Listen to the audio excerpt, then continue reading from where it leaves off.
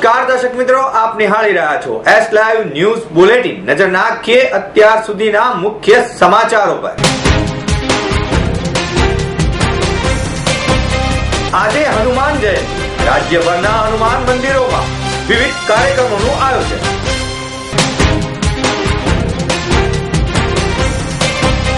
કચ્છના નાના રણની વચાળે વાછડા બેટ ખાતે ચૈત્રી પૂનમના લોકમેળામાં 7 થી 8 લાખ શ્રદ્ધાળુઓ દર્શનાર્થે ઉમટ્યા। પત્રની થીમ સાથે વર્લ્ડ ગુજરાતી કોન્ફરન્સ ગુજરાતીઓનો સંસ્કાર અને સંસ્કૃતિ ઉજાગર કરશે। પિયુષ દેસાઈની ઉપસ્થિતિમાં શેખર રાજીવિયાનીએ નવા સ્વરૂપમાં કમ્પોઝ કરેલ હનુમાન ચાલીસા કરાઈ લોન્ચ। આજે હનુમાન જયંતિ નિમિત્તે અમદાવાદ સહિત રાજ્યભરના હનુમાન મંદિરોમાં વિવિધ કાર્યક્રમોનું આયોજન કરવામાં આવ્યું છે। હનુમાન જયંતિની ઉજવણીમાં ભક્તોને અનેરો ઉત્સાહ જોવા મળી રહ્યો છે, પરંતુ આજે ચંદ્રગ્રહણ હોવાથી અનેક મંદિરોમાં અમુક કાર્યક્રમો રદ કરવાની પણ ફરજ પડી છે। અમદાવાદના શાહીબાગ વિસ્તારમાં આવેલા ખૂબ જ જાણીતા એવા કેમ્પ હનુમાન મંદિર ખાતે ખાસ આયોજન કરવામાં આવ્યું છે। સવારે 5:30 કલાકે મંગળા આરતી કરવામાં આવી હતી। ત્યારબાદ 300 કિલોની માવાની કેક કાપીને હનુમાન જન્મની ઉજવણી કરાઈ હતી।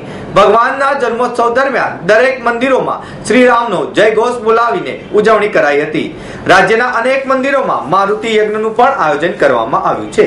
ભક્તોએ વહેલી સવારથી જ હનુમાનજીને તેલ, શ્રીફળ, સિંદૂર, આકડાના ફૂલ ચડાવવા માટે મંદિરોમાં ભારે ભીડ જમાવી હતી। જ્યારે નાગરવેલના હનુમાન ખાતે આજે વિશિષ્ટ કાર્યક્રમનું આયોજન પણ કરવામાં આવ્યું છે।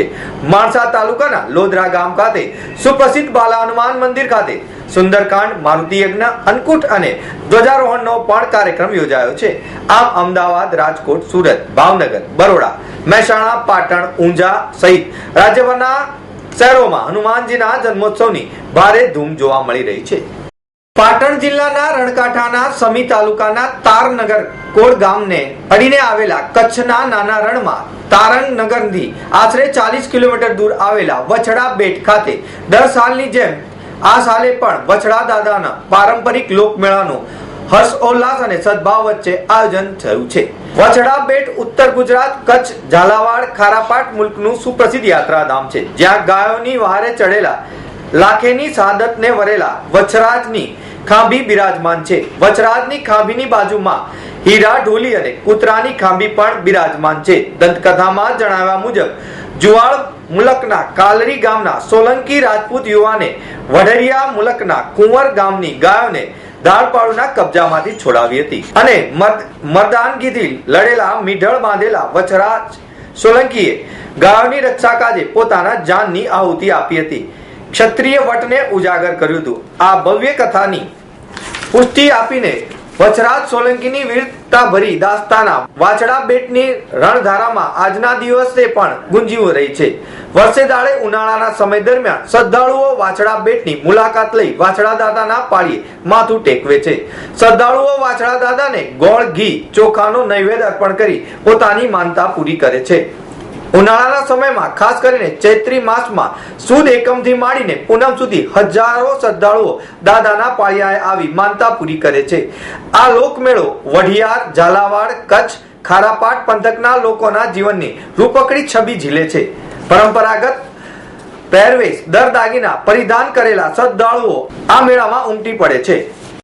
રણની શરૂઆતના તારાનગર ગામ ખાતે વાછડા દાદાના દર્શને જતા શ્રદ્ધાળુઓને મોમાઈ માતાના સેવાભાવી ભક્તો દ્વારા ચા પાણી તેમજ પૂનમના દિવસે નાસ્તાની ખાસ સગવડ કરવામાં આવે છે।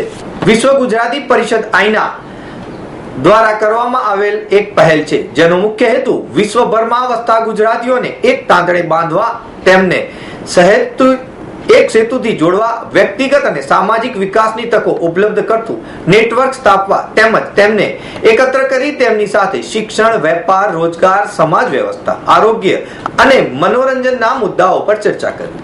વિશ્વભરમાં વસતા ગુજરાતીઓની સંસ્કૃતિ અને સંસ્કારને ઉજાગર કરતી આવી પરિષદ અગાઉ 2006, 2008 અને 2012માં યોજાઈ હતી. ગુજરાતીઓના સામર્થ્ય અને વિરાસત ગૌરવની સાક્ષી બનેલી આ પરિષદ વિશ્વની સૌથી મોટી જાતિ પરિષદ પુરવાર થઈ રહી છે. આજે ચોથી વિશ્વ ગુજરાતી પરિષદના આયોજનની જાહેરાત કરવામાં આવી હતી. ચાલુ વર્ષે એટલે કે વર્ષ 2015માં 31 જુલાઈ 1 ઓગસ્ટ અને 2 ઓગસ્ટ એમ 3 દિવસ માટે અમેરિકાના ન્યૂ જર્સીમાં યોજાનારી વિશ્વ ગુજરાતી પરિષદમાં અમેરિકા અને વિશ્વના અન્ય દેશોમાં વસતા ગુજરાતીઓ ચાલો ગુજરાતના પ્રેરણાત્મક નારા સાથે સહભાગી બનશે.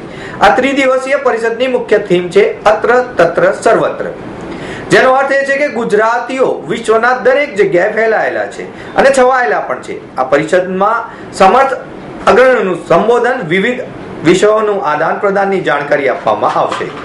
ઉપરાંત ગુજરાતના સપૂતોની ગાથા રજૂ કરતી ગેલેરી, પરંપરાગત નૃત્યો, ચર્ચા સભા, ફૂડ ફેસ્ટિવલ, રાસ ગરબા હરીફાઈ, નાટકો, કોમેડી શો જેવા કાર્યક્રમોનું પણ આયોજન કરવામાં આવશે.